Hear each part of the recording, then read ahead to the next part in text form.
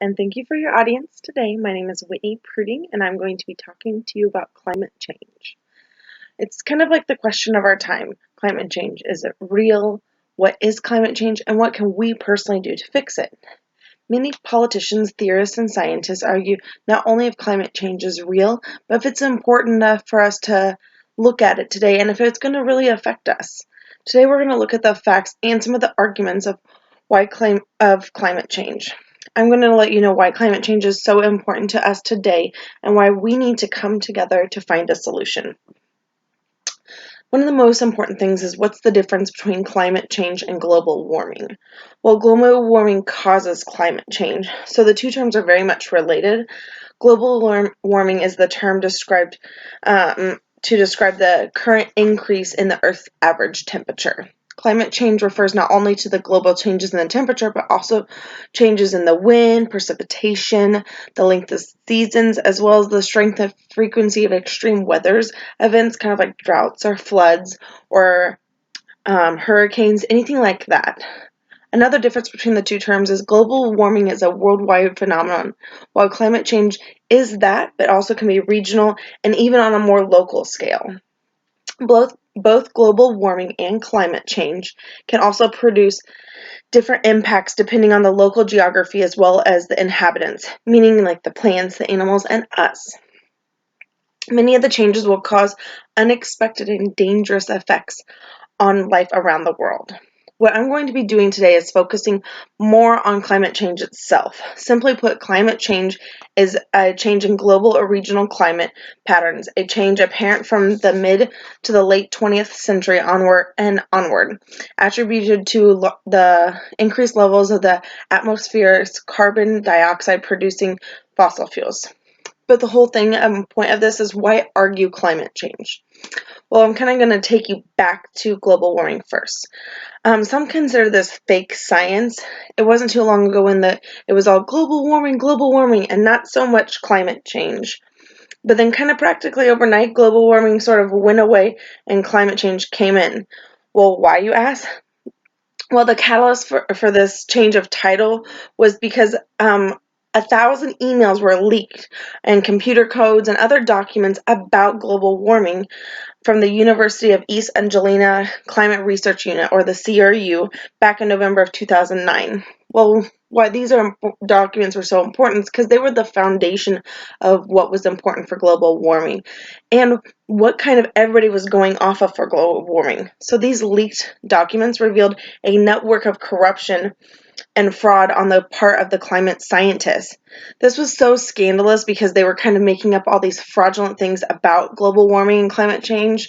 But remember, back then it's just global warming, that this whole scandal became known as Climategate. So a little play on the Watergate scandal. Much, but still not enough, had been written in detail about Climategate. But the gist of it is really that climate scientists had been cooking their data and kind of fluffing it up to support their preconceived conclusions. They had been guilty of practicing fake science to show both global warming was a crisis and that was also man-made global warming was occurring currently. Now, this is where the climate change kind of things comes to a head.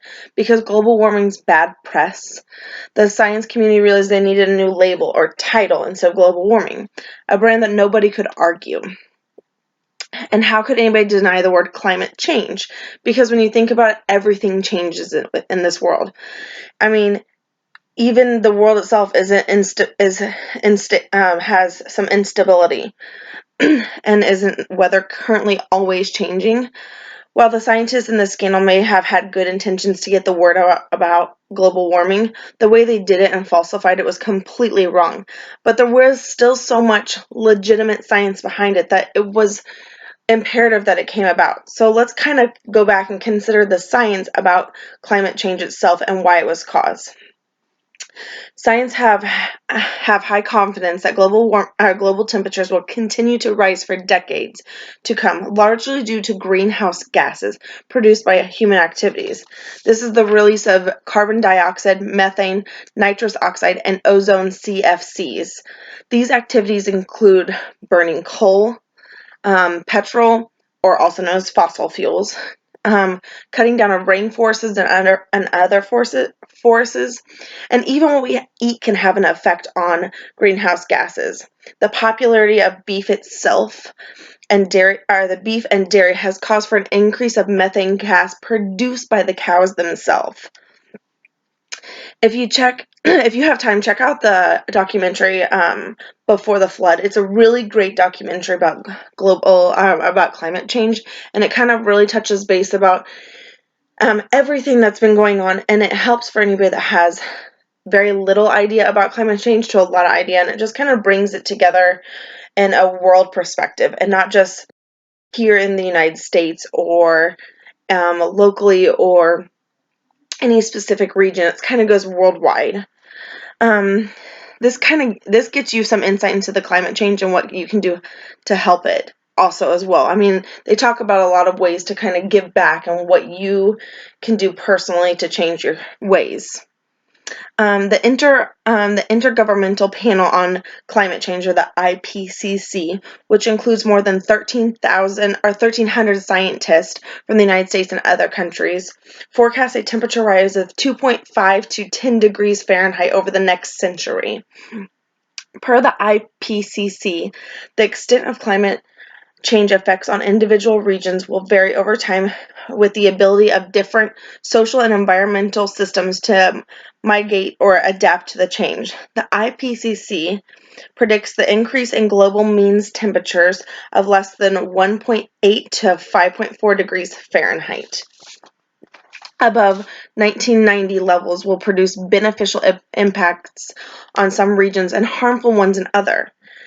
Net annual costs will increase over time as global temperatures increase. Taken as a whole, the IPCC states, the range of unpublished, and I quote this, evidence indicates that the net damage costs of climate change are likely to be significant and increase over time. Now, this kind of made one thing clear. Climate change is happening now, and it's already displacing millions around the globe. Food, superstorms, record-breaking heat, wildfires, droughts, conflicts because some of those dramatic changes, some have said, entering a new geologic epoch. We have kind of left this whole sense, and we are kind of entering into this new epoch in which humans are the primary drivers of the change on planet Earth. And this is going to kind of take me back to a little quote from Leonardo DiCaprio's speech to the UN on climate change a few years ago. He said, "There is no doubt in the world's scientific community that this is a direct result of human activity, and that the effects of climate change will become astronomically worse in the future. I do not need to throw statistics at you. You know them better than I do. And more importantly, you know what will happen if this scourge is left unchecked.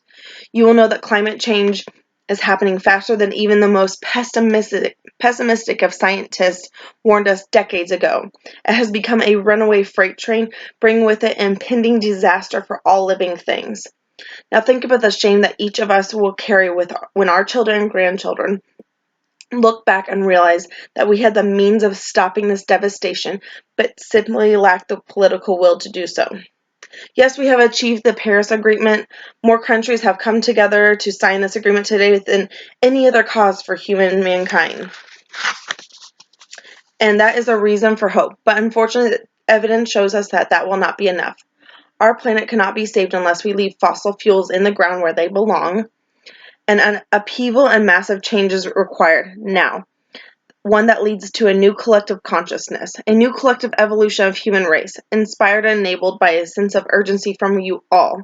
We all know that reversing the course of climate change will not be easy, but the tools are in our hands. If we apply them before it is too late. Renewable energy, clean fuels, and putting price on carbon pollution are beginning to turn the tide. This transition is not only the right thing for our world, but also makes a clear economic sense and is possible within our lifetime.